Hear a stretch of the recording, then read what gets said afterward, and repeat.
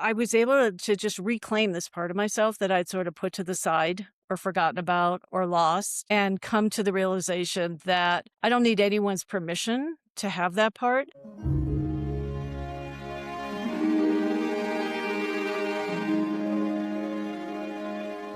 And no, I have no Mexican or Hispanic lineage. I have no genetic makeup. I joke that, I was Mexicanized in a way. Me too. No. Um, but it was another culture that I embraced for a very long time, and Right.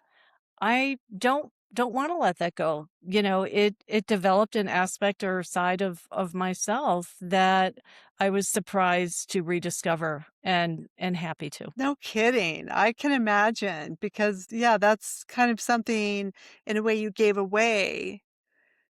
Like, "Oh, I'm only Mexican Yeah, Karen with these people," and it's like, "Wait a right. minute. No, I have always been Mexican Karen," because I love this place so much. I love the culture, I love the Mhm. language, all of those things, so you got to reclaim that, and that's really awesome. I love that. I was And I gonna think say go we ahead. might all have something like that, you know? Yeah, For me, it was something about that culture. And certainly, my former in-laws, they're a fantastic family. And, yeah.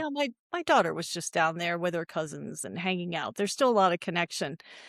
But something really touched my heart and soul, and that doesn't go away. The players might change, people might change, where you're living might change, but whatever that might be, for you or for anyone listening, that is something to integrate. So I was surprised that there was this integration happening, and I came back feeling more whole and really more in touch with, who I am, who I've been, but also who I wanna be going forward. Well, and it reminds me of a trip I took to your house where I just needed a moment to get away as well, and that was like a 10-hour drive. Mhm. And then spending the week mostly with myself as you were working. Of course, we got together for a lot of fun things. You showed me the best time ever. But what I found was a trust in myself that I knew it was there, but I really hadn't put it to the test. Like, Mm. can you really drive 10 hours and spend the night out in the middle of the desert by yourself, which is one thing I did. It was fabulous. And we're And talking about driving in the mountain west of the US. This is yes. not a region where you're, like, driving from, No, I Boston to wasn't casually DC. driving on the Yeah, freeway, right? right, you But were it was passing major so metro beautiful. after major city. Yeah. Yes, going through Monument Valley and Moab, Utah, it was just magnificent. So I really wanted to take the time to take all that in too. I didn't want to rush through it and, stop at I did stop at every arch. I had to see it. I had Mhm. to like feel the land and feel that. But what I came back with was a trust in myself, is that I can trust myself, number one, to be alone with myself.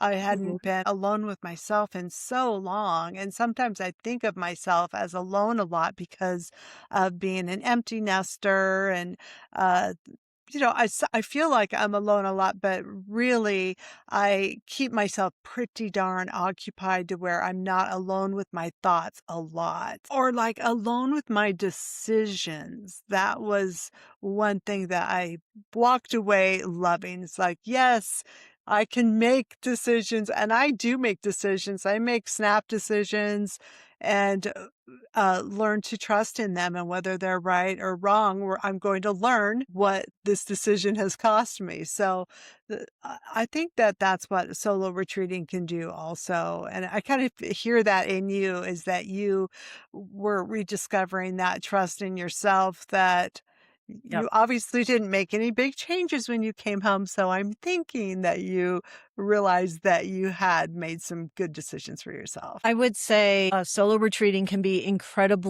it's an incredible esteem builder, self-esteem builder, self-worth builder. When you Yeah. need to replenish those reserves, this is a great way to do it. Self-trust, you brought that up. And no, I didn't, feel like I had to reverse any decisions I made.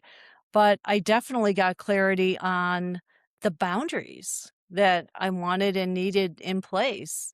And while there were very productive and necessary conversations with my partner before we chose to cohabitate, move in together, you can't imagine every scenario, right? No, you You can't cannot. cover it all. So it's No. going to be a work in progress. And then we had Yeah. more great discussions right before I left, even while I was there and when I got back. And so in my case for this solo retreat, I did not request no contact with any Right. friends or family or anything like that. I let people knew where I would be. I checked in just so people knew I was safe. And I can be very prone to making friends out of strangers. But like I said, I very intentionally did not do that. In fact, I was probably emitting a pretty strong get the hell away from me vibe Yeah. that other people were picking up on. Yeah. Oh, yeah. Yeah, only 1 or 2 people, actually, like, even approached me to say anything, and I was fine with that, and I'm like, "Wow." And then I looked back on that pattern too, because part of what I think I needed to find the balance with, or maybe reclaim isn't the word, but get to a balance point is autonomy. I had, like, growing up in a conventional family, conventional long marriage, and then this giant great period of singlehood. And then I went back to a relationship and I'm like, all right, the pendulum has swung both ways. I've lived on both sides. Mhm. How do I have agency and autonomy when I need it for myself, but also within a partnership, right? Or with my family members who matter to me, siblings, parents, daughter, you know? Right. And those are all, again, very much boundary issues, but you have to put your own oxygen mask on first. You've got to do it. You It's have to so fill true. your own reserves or you cannot give, you're worthless to anybody else. You can't give crap to anybody. I would say if that was anything us women who are walking this part of our lives can share with the younger generation, that would be it. Yeah. It Don't let everyone else consume you because it's easy to not see it happening when it's happening. Right. You always want to be there for everyone else. Yeah. I know myself, I get great ideas when people come up with a program or something they want to do, and I just want to help out in every way I can. But it is so much better to put yourself first. So, what are your obligations right now? Can you really add this Mhm. to your plate? And all of those things, because you can own my husband and I were just having this conversation about multitasking because he's always given me a hard time about not multitasking. Oh, why can't you multitask? Everyone can multitask. And Oh, I'm always like, I can't multitask. I don't do a good job when I'm multitasking. I need to concentrate on the one thing. That's one thing I've learned about me. And then they just came out with this study saying that multitasking is not good. So yeah. I'm real And happy that I figured that one out. well, and multitasking is really not doing 2 things at once. It's what I call like packet switching. You're microtasking. You're switching in these little micro moments between 2 different things, Right. like talking on the phone and driving. I mean, yes, it appears that you're doing both, but your attention in little micro increments is switching back and forth between the conversation, that you're picturing in your head and actually using your senses to drive the car. So, but Yes, we and I hate missing those little yeah, items that you were thinking about, and then you have to switch your brain to something else, and then you forget. I always seem to forget those, but it'll come up at the end before I have a chance to put it in, say, whatever project I'm working on, and I'll be like, "Oh, I forgot to do X, Y, and Z. I had planned to do that." right, and see, So, we yeah, overbook ourselves and we overfill our cups to the point where we don't have the capacity to pay attention to the details, and I can right. literally witness and see how differently my brain works and how much more present I can be when I'm not overloaded. As women, we are wired Yes. to be nurturers, to be Mhm. caregivers and caretakers. And that can bleed into overfunctioning, in the blink of an eye. Totally goes with the territory. Yeah, and some of us run that pattern anyway, so I knew I was at risk of becoming, an over functioner, overachiever, overfiller, all of the things, and I'm like, "I'm not going back there. It's not Right. sustainable for No. happiness and sanity." So And so, Karen and I were talking about this and thought we would just share our experiences of solo retreating with all of you and maybe just give you all permission if you ever need it to take that time for yourself. And you don't always have to go away. But maybe just plan a week of nothing going on. I'm just going to give myself time to walk and to garden and to do some mindless tasks so that I have capacity in my brain to think about some things that are going on in my life that I need to figure out. right, and I have 3 takeaways about the Okay. solo retreat. The first is I would say, okay, logistics, the place, where could you go, right? You can go to a retreat center and just not Yes. join a structured program, but it is great to find a place that is fully equipped. And a lot of retreat centers are like that. So your meals are on site. You don't have to worry about transportation and running around to get your basic needs met. Usually it's a very tranquil environment and ideally with access to or in nature or a beautiful wilderness area. And I cannot stress enough, go somewhere where you could be in contact with nature, right? Where you can really ground, you could be in it, bare Mhm. feet on the ground, on the beach, in water, in sand, in if mountains are your thing, hike a trail, the desert, but Mhm. that's huge because that resets our nervous system, that contact with nature, and helps us regulate. So the place is important. It can be a retreat center, it could be, hotel resort, it could be camping, but contact with nature and your needs are met. The second thing would be to think about how much time you actually need. Be intentional about the duration and what you're going to do with your days, and have some, I think, defined, maybe some mini goals or intentions coming in. You don't want it so open-ended that you end up, sleeping 16 hours a day, 5 days have gone by and you're like, oh gosh, I I didn't get anywhere. yeah, exactly. Yeah. So time still matters even though you are trying to give yourself latitude and capacity. The third would be I would advise people to really cut back or cut out substances, caffeine, alcohol, nicotine, anything else you're into. Use it as a time to cleanse because again, if you do go to resort vacation type property, all those things are gonna be there, like the bars and fancy drinks and, whatever you might want are probably gonna be available, but it's not gonna serve you to, again, regulate your nervous system if that's what's needed or get clarity of thought or just get rest and relaxation to physically reset Right. your body if It's a it turns perfect into a time. party trip, right? All of a sudden, it can be Yeah. a party trip. "Oh, I'll go to happy Yeah. hour every day." The But 2 it for 1 is a drinks. perfect time, like you're saying, it's a perfect time to incorporate, healthy eating, or any of the programs that you want to give your body a chance to reset. So you're already working with your mind and your feelings. Let's go ahead and incorporate what we're eating as well. Well, and, again, I'll give people an example. The place I stayed at had this incredible breakfast buffet, this giant and I mean, Mexican breakfast buffets, there's nothing like them. Like, they No. have Yeah. dishes that you never see in the US, and I Mhm. coulda gone nuts in that thing, and I went a couple of mornings because I was away for a good solid, like, 11 days. Um, and then I went, to the local shop and I just bought some fruit and some yogurt. And I think there was a coffee maker in my room. There wasn't much else. And most mornings I just ate really light. I'm like, Yes. just because the giant buffet is there and I know I would love it doesn't mean I have to go have it every day. Like, what do I really even want?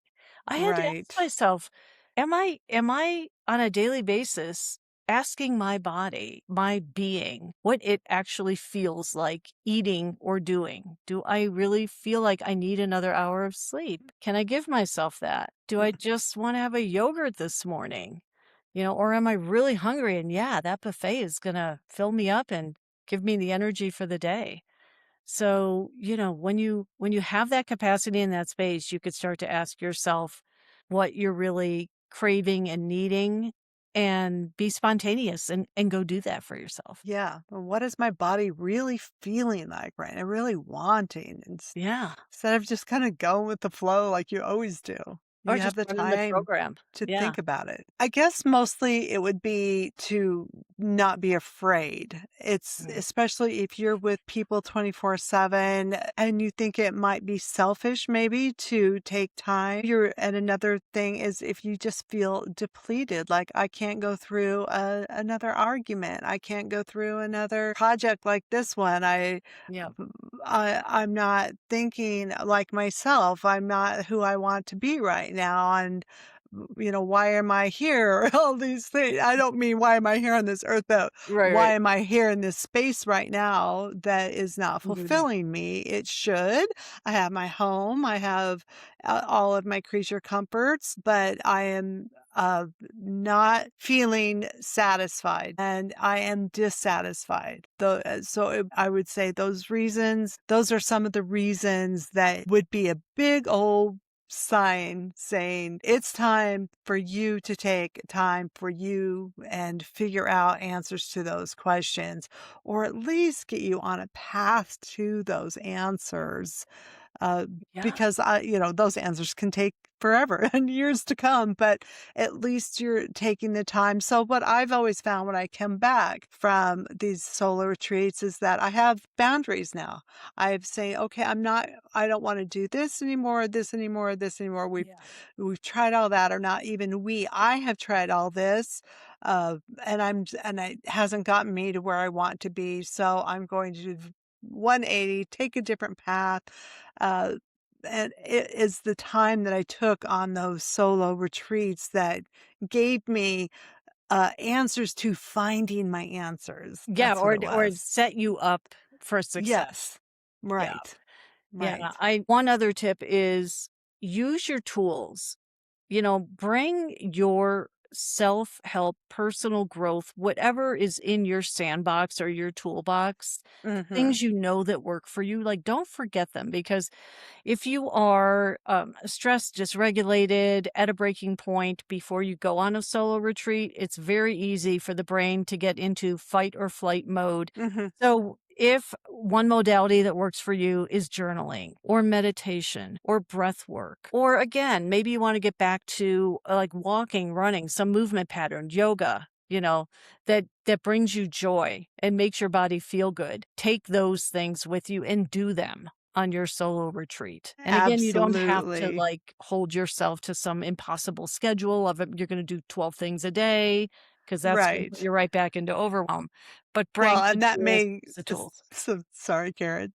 Go ahead. That No, go reminded ahead. me of when I was up there with you, I had brought my electric bike and rode all over these Yeah. amazing trails, from town to town to town up there in the mountains, and it was just so freeing, but also, once again, I made these choices. I turned left, I turned right, I Mhm. made it back. All of the things that these bicycle trips taught me, where I thought I was just going on a bike ride. It's like, no, you're rediscovering, that you are capable of going on this Yes. bike ride, of making all these decisions of which way to go.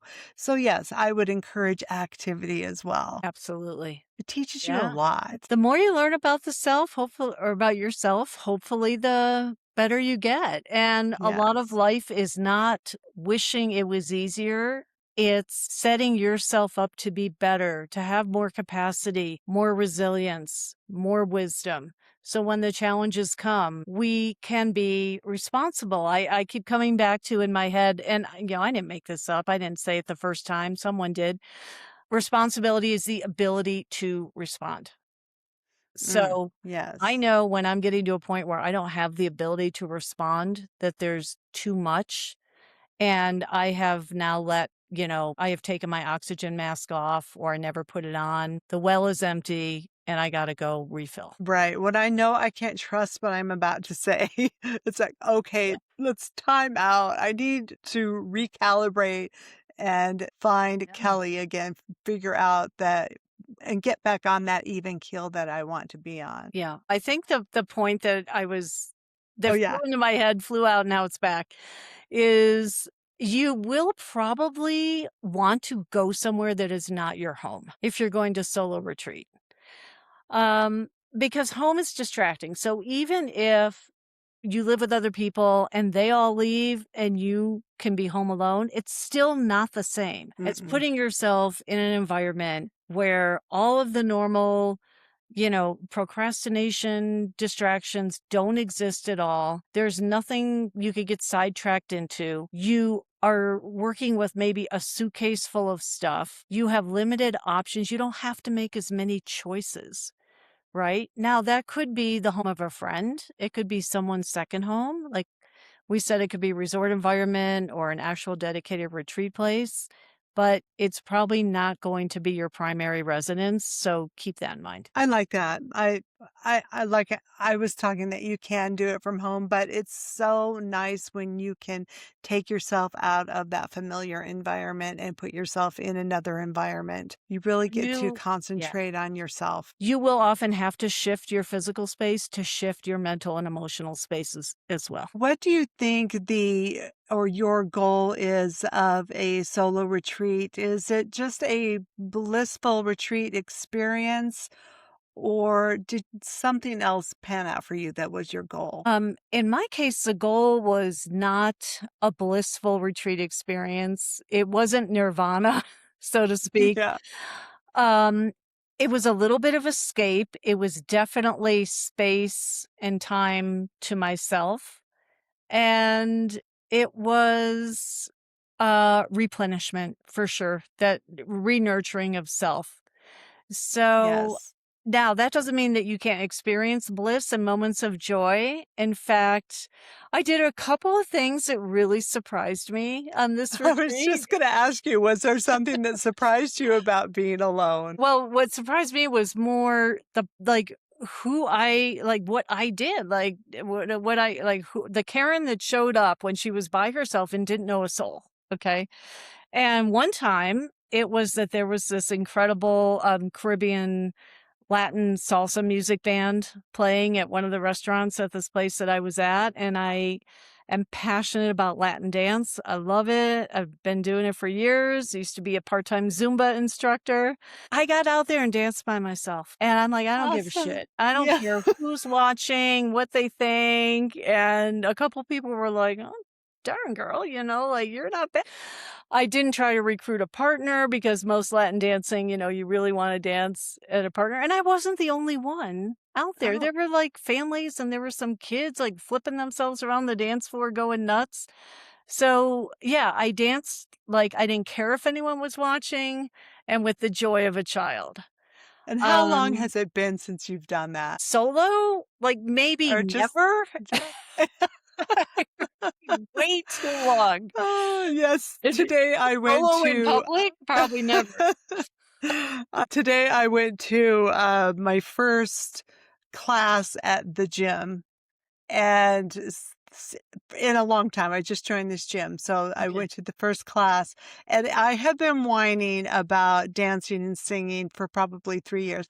I want to dance and sing more. I want to dance and sing more. Like I Uh-huh. miss church because for singing, that's the only reason I miss church is that you got to sing every Yeah. single week.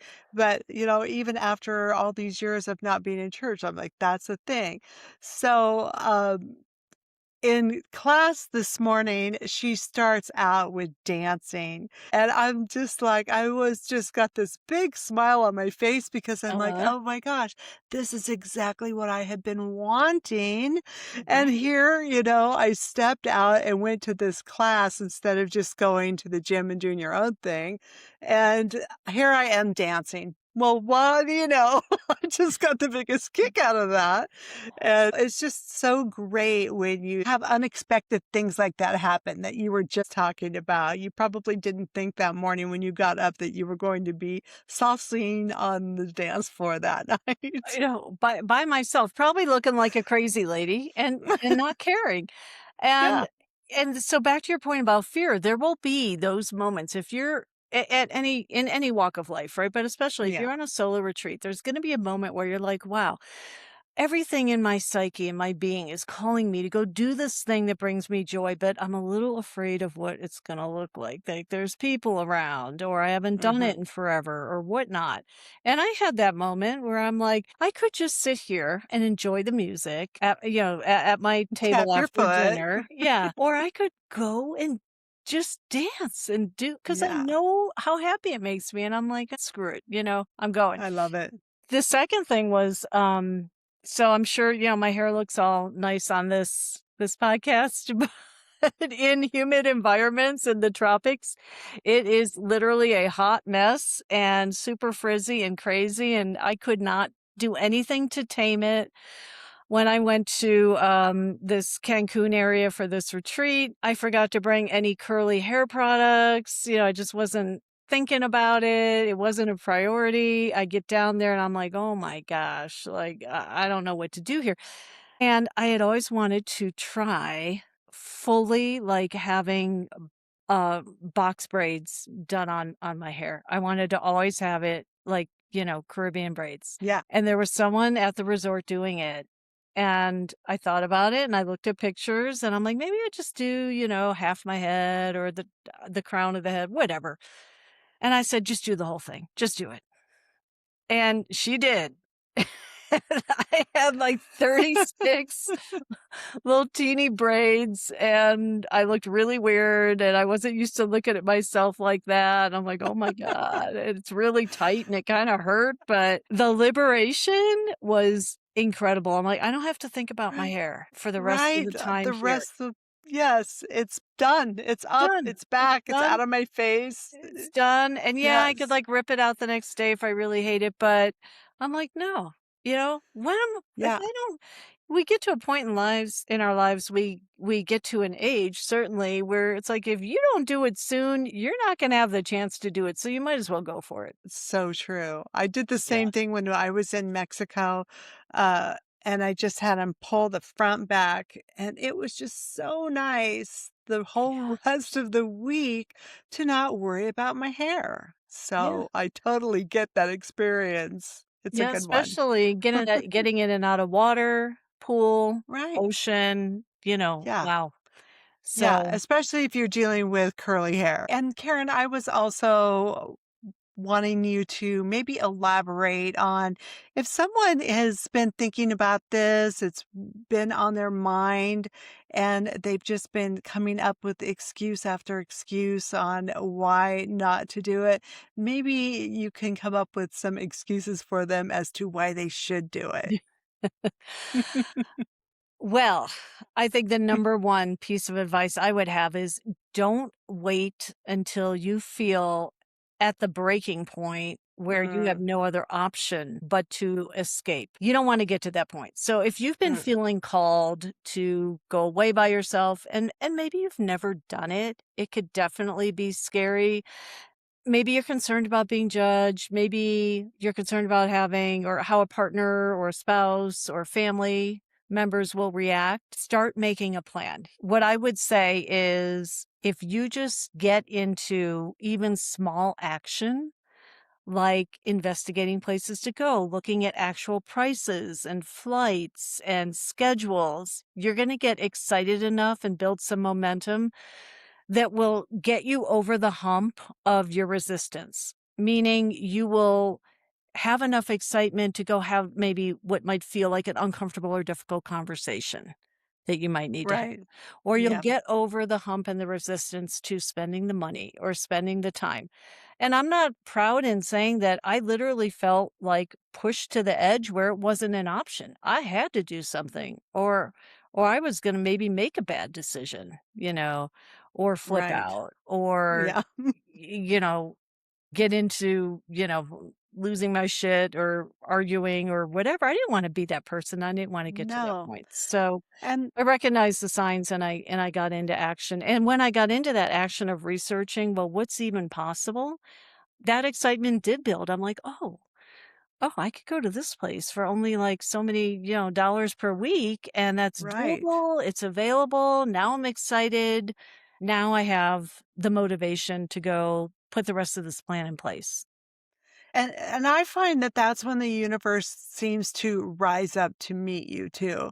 When Well you're said. looking at all of the different options and at least they're ruminating in your brain and you're thinking, you know what, the next time this happens, I'm taking myself out of this Yeah. situation and here is my plan. Here, you don't have to have everything down pat, but just to Yeah. have an idea of what your options are, I think is really good advice. Yeah. Yeah. Yeah. And just taking the first step is always the hardest, but it also launches the journey. So what is that? It's The so journey of a true. thousand miles begins with a single step or something, but Right. it's true. Like Yes. you Yes. have to get into some kind of motion or action to get out of the doom spiraling or the downward dysregulated spiral, which tries to talk you out of what's going to be good for you. And Right. instead, Right. take a positive action that just opens the door toward the path forward, and the rest is going to rise up to meet you, like you said, Kelly, or the pieces will fall into place. And that Right. first step might not even be, the way you ultimately end up going. It's just starting the momentum. That's what's Right. important. And even having a mantra in your head as you're making those steps, getting in the car or booking the flight Yeah. of, this is for me, this is for me, this is for me, or whatever Yeah. saying you have to put in your head, that it gives you value in what you're doing. And you realize Yeah. this isn't flippant. This isn't something No.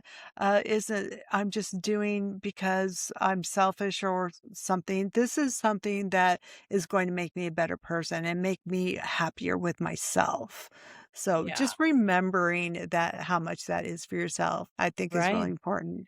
You're Well, thank worth you so it. much for coming on today, Karen, and matching. If anyone is watching us on I YouTube know. and listening via podcast, you'll see that we almost dressed identical today.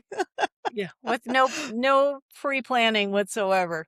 No, no, Yeah. both in our blue shirts, and, Uh, did you get that pendant on your travels? I did. This is actually a sand dollar from Maine, Mm. Oh, um, pretty. that an artist then, like, lacquers or does something to, I don't know. It's a I'll secret be process. darned. But, Yes, yeah, and then this bought it in stone Maine. is I was just telling Karen I need to look it up because I've forgotten the name, but it is the national stone of the Dominican Republic, and they had Mhm. so many beautiful pieces, big, huge pieces, and all I got was this one, but I kind of Yeah. like, not to have, all the giant stuff, and I think I kinda aim towards just the pendants, but Yeah. yeah, I got a kick See? when you came on today. I'm like, "Look, we are matching."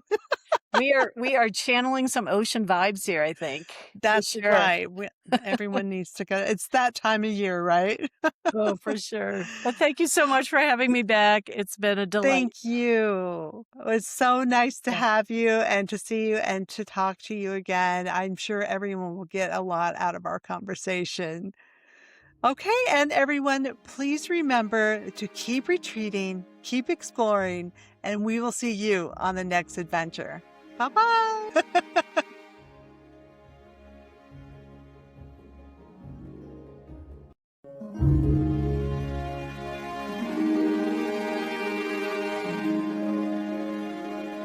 What if you gave yourself permission to pause, to breathe a little deeper, to laugh a little louder, to reconnect with the happiest version of you? Welcome to Find Your Happy Women's Retreat in beautiful Samana, Dominican Republic. Nestled between the lush jungle and the sparkling Caribbean Sea is Zaria.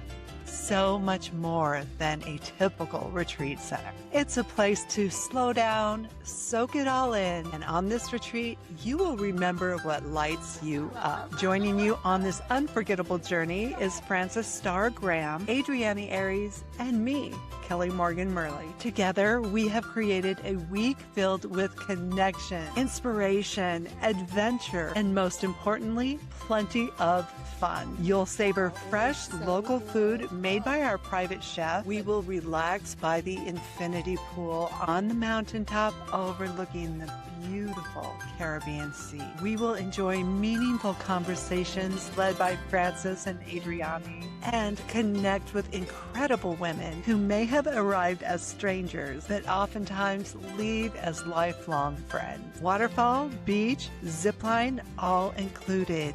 Ready? Yes, sir. Okay.